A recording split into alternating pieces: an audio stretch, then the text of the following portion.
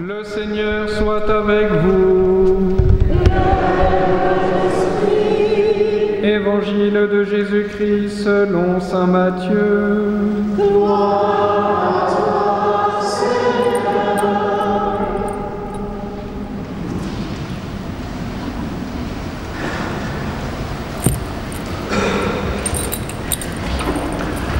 En ce temps-là, voyant les foules, Jésus gravit la montagne.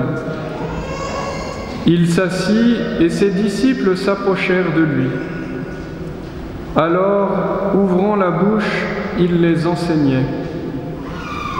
Il disait : « Heureux les pauvres de cœur, car le royaume des cieux est à eux. Heureux ceux qui pleurent, car ils seront consolés. Heureux les doux, car ils recevront la terre en héritage. Heureux ceux qui ont faim et soif de la justice, car ils seront rassasiés. Heureux les miséricordieux, car ils obtiendront miséricorde. Heureux les cœurs purs, car ils verront Dieu. Heureux les artisans de paix, car ils seront appelés fils de Dieu. Heureux ceux qui sont persécutés pour la justice, car le royaume des cieux est à eux. Heureux êtes-vous si l'on vous insulte, si l'on vous persécute, et si l'on dit faussement toutes sortes de mal contre vous à cause de moi. Réjouissez-vous, soyez dans l'allégresse, car votre récompense est grande dans les cieux. Acclamons la parole de Dieu. Ces gens, vêtus de robes blanches, qui sont-ils? D'où viennent-ils? Mon Seigneur, tu le sais. Ceux-là viennent de la grande épreuve. Ils ont lavé leurs robes. Ils les ont blanchies dans le sang de l'agneau. L'apocalyptique juive a horreur des abstations. Mieux, l'apocalyptique chrétienne juive a horreur des concepts. Quand elle dit quelque chose, elle parle du concret. Nous sommes donc dans le plus pur concret. Nous sommes dans l'instant présent. Nous ne sommes pas forcément dans le monde à venir. Cet instant, c'est l'instant présent. Au cœur de ces langages, peut-être compliqués pour nous, où on peut découvrir à la fois l'ambivalence ou le contraste, l'épreuve et la gloire, la blancheur et la couleur rouge du sang. Au cœur de ce contraste et de cette ambivalence se dit la destinée chrétienne, se dit l'espérance chrétienne.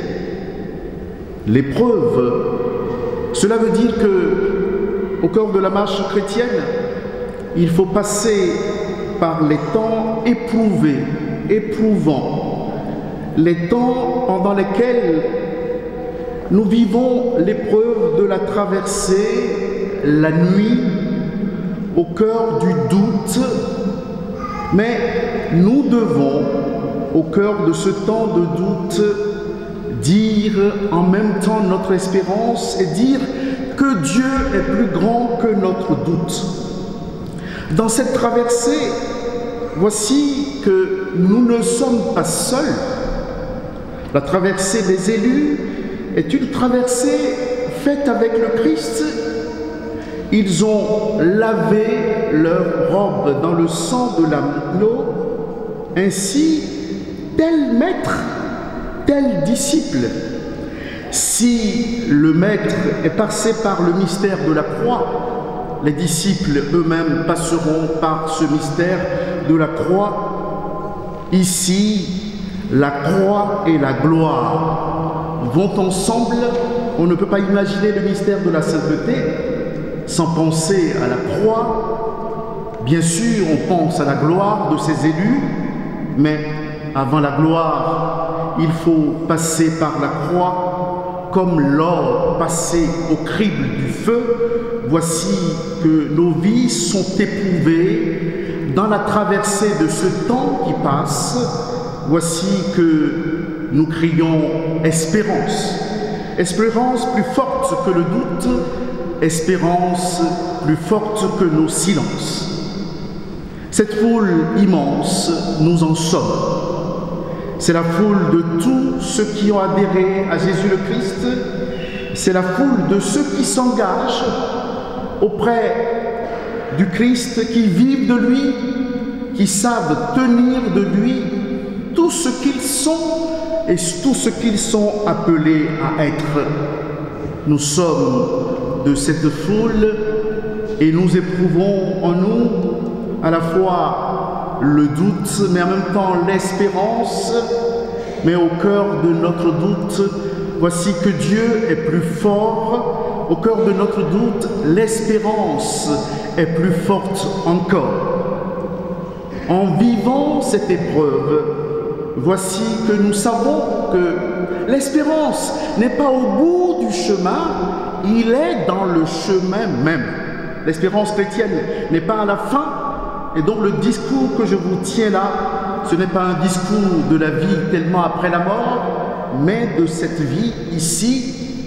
Ainsi, il nous faut savoir vivre avant même de mourir. Il faut choisir. Ici, c'est le l'heure du choix, de choix pour Dieu. Et en le choisissant, voici que nous sommes pris avec lui. Quand je pense au mystère de la sainteté, je vois notre Église des Sables d'Olonne. Nous l'aimons beaucoup, elle est belle. Certaines l'appellent la cathédrale des Sables, sans évêque évidemment. Elle est belle, nous l'aimons, mais cette Église, elle est toujours en chantier. Toujours en chantier. Ces chantiers sont onéreux pour nous, pour la ville, pour les bénévoles. Et quand nous voyons des échafaudages partout, nous sommes quelquefois un peu déçus de voir des tiges de fer dans une église belle. Nous voudrions bien la voir toute belle, sans travaux, mais c'est la réalité. Au cœur de cette église que nous voulons entretenir, nous travaillons en même temps sa préservation. Être saint, c'est donc se préserver du mal, se préserver des intempéries, savoir que nous ne sommes pas des anges. Et parce que nous ne sommes pas des anges, mettre le frein au péché, éloigner le péché. Au cœur de notre monde, de plus en plus laxiste, on nous demande des comptes. Au cœur de ce monde où tout est permis, voici que les élus de Dieu sont scrutés. Ainsi, en nous mettant en procès, en étant en procès avec nous, voici que ce monde nous demande de nous préserver encore plus du péché. Nous avons à éloigner le péché, nous avons à mettre le péché au loin, tout en sachant que nous ne sommes pas des anges. Oui, nous ne sommes pas des anges, nous avons donc à prendre le parti de Jésus le Christ, c'est lui qui nous permet de tenir.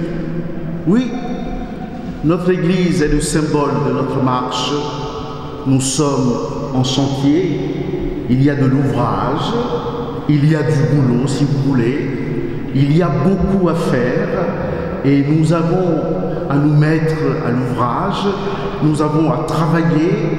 Ainsi, cette grâce de la sainteté qui nous est donnée va progressivement venir au grand jour. Nous passons par les épreuves de l'enfantement, et cet enfantement dure encore. Oui, notre Église, elle est sainte. Cela veut dire que, au cœur de nos rangs, oui, nous sommes des faibles, marqués par la fragilité, mais nous croyons à l'espérance.